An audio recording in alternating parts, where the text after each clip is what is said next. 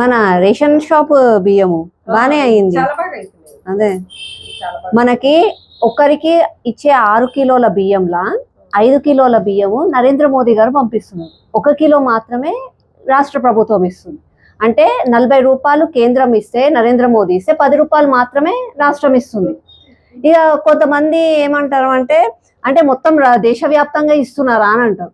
అంటే దేశవ్యాప్తంగా కూడా food corporation India public service వాళ్ళు ఏం చేస్తారంటే, పబ్లిక్ డిస్ట్రిబ్యూషన్ సర్వీస్ వాళ్ళు ఏమంటారంటే, రాష్ట్రంలో అందరూ ఆహారపు అలవాట్లు అంటే ఇప్పుడు నార్త్ ఇండియాలో రొట్టెలు తింటారు, అలాగే రొట్టె పిండి, మనం అన్నం తింటాం కాబట్టి మనకి బియ్యం. అంటే బియ్యము ఈ ధాన్యము సేకరణ రైతులు పండించే దగ్గర నుంచి నిల్వలు ఉంచే వరకు మళ్ళా రాష్ట్రాలకు ఇచ్చేంత వరకు కూడా కేంద్రమే చూసుకుంటుంది. కాబట్టి కేంద్రం వాటా 80% ఉంటే రాష్ట్రం వాటా 20% మాత్రమే ఉంటుంది. అట్లా ఇదనే కాదు, మన కేంద్ర ప్రభుత్వము నరేంద్ర మోదీ గారు మన కోసం అని చెప్పి ఆయుష్మాన్ భారత్ అని, అంటే ఎక్కడికన్నా వైద్యం కోసం అని చెప్పి పోతే ఉచిత వైద్యం అని చెప్పి, మళ్ళా డబుల్ బెడ్రూమ్ ఇల్లు కట్టిస్తారు. డబుల్ బెడ్రూమ్ ఇల్లు కూడా కేంద్రం వాటా ఉంటుంది. దాంతో పాటుగా ప్రాజెక్ట్స్ కడతారు. ఇప్పుడు రోడ్లు వేస్తున్నారు, రహదారులలో కేంద్ర ప్రాజెక్ట్ ఉంటుంది.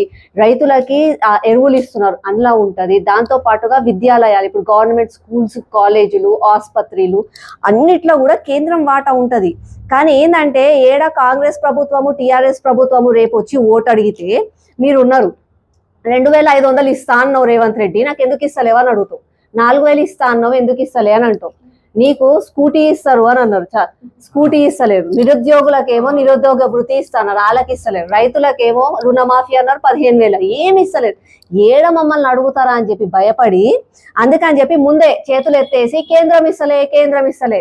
ఎట్లా అంటే నాదంటేనేమో ఆదివారము, కాకుంటేనేమో సోమవారం అన్నట్టుగా అట్లా తయారైంది. అన్ని 10 సంవత్సరాలు కేసీఆర్ కేంద్రం చేస్తలేదు అన్నాడు, ఆయన పోయి ఫామ్ హౌస్ లో కూర్చుంది. ఇప్పుడు రేవంత్ రెడ్డి కేంద్రం ఏం చేస్తలేదు అంటాడు.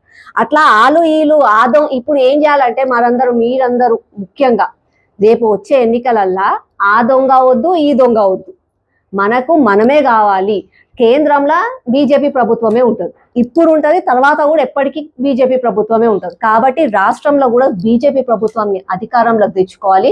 మనము మన స్వార్థం కోసం అని చెప్పి, మన పిల్లల భవిష్యత్తు కోసం అని చెప్పి తెలంగాణని నిర్మించుకోవాలి. నిజమైన బంగారు తెలంగాణ ఏందో దేశమంతా చూపించాలి.